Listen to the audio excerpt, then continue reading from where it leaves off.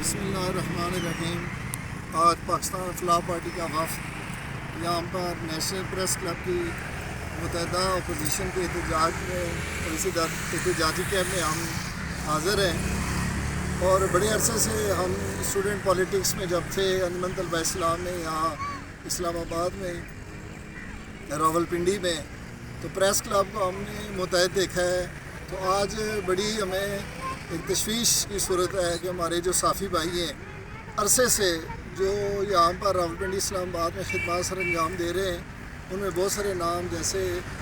نواز رضا صاحب ہیں، سید کیسر عباس شاہ صاحب ہیں،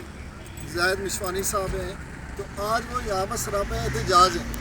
اگر دیکھا جائے تو ان کا مطالبہ کوئی ایسا نہیں ہے،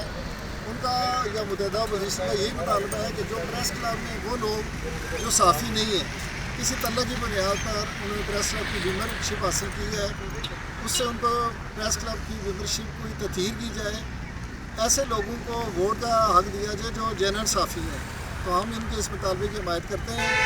اور پریس کلب کے تمام جو اقتدار میں لوگ ہیں یا اپوزیشن میں ان سے گزارش کرتے ہیں کہ آپ ہمارے ملک کے نمائندے ہیں، آپ کی یکجہتی پاکستان کی یکجہتی کا مظہر ہے۔ انشاءاللہ ہماری یہ خواہش ہے کہ ہم اگلی بار جب پریس کلب میں آئیں تو ہمارے یہ سارے صحافی پریس کلب کے اندر ہوں۔ بہت بہت شکریہ۔